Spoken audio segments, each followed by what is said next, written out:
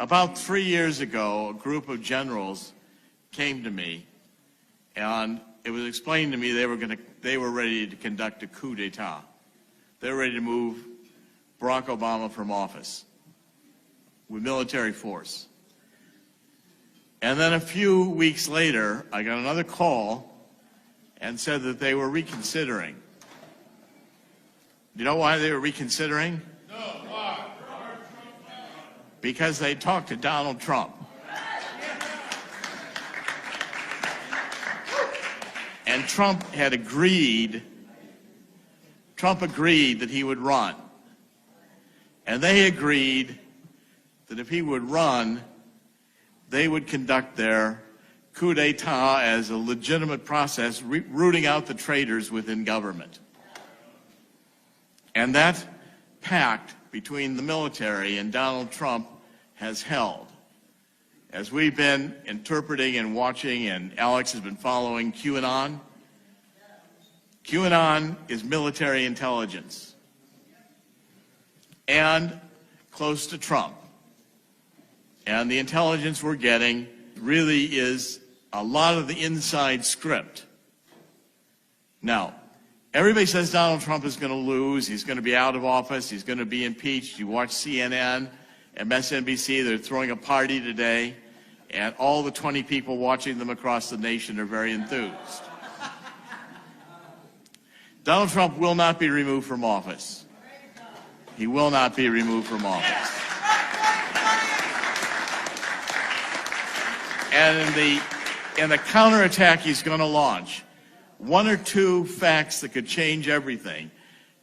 Get a report from Michael Horowitz, the Inspector General, who details the corruption within the Department of Justice. Donald Trump is right. Maybe we should tear down the FBI building and start over again.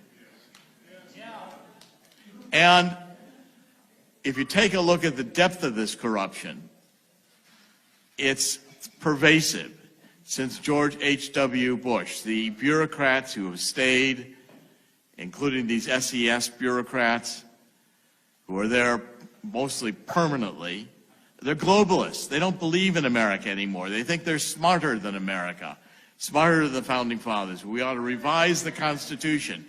They are, there's a very simple word that describes what they are. Traitors. Traitors. It's a capital crime.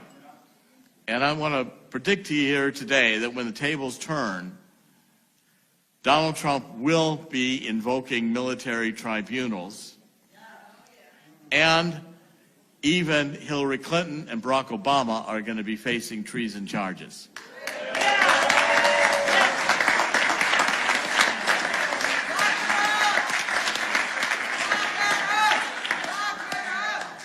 It will not end, and Donald Trump will have the courage to do that.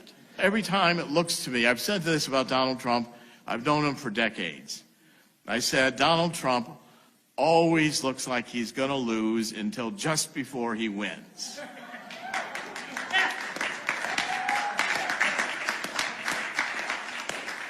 Always. He's always looking like he's 1 inch from being, losing all his money. 1 inch from losing this deal or that deal. Everything Donald Trump has done in his life has been a success. And in the final game of this, I think Donald Trump will reduce the bureaucracy. I'd say 95% would be good, maybe 100%, because the bureaucracy isn't specified in the Constitution. There's no discussion. There's no article about the bureaucracy, which means it can all be removed. Fire them all. And I think what we can have is a rebirth, as we say, of freedom in this country. But I want to say 2 or 3 things about Zuckerberg. Someone has come forth as a Silicon Valley insider, anonymous, and has been writing me extensive emails, which I've now been able to validate. And the story of Zuckerberg and the others is this. Facebook, all of the major ones, Twitter, YouTube, Google, every single one of them is a creation of the CIA.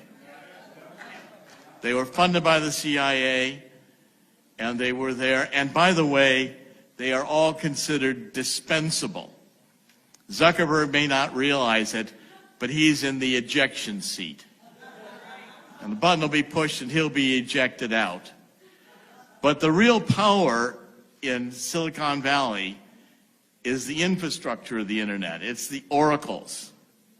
It's the Microsofts, the Sun Microsoft systems. These are the tracks, the railroad tracks on which the internet runs, the bridges, the infrastructure.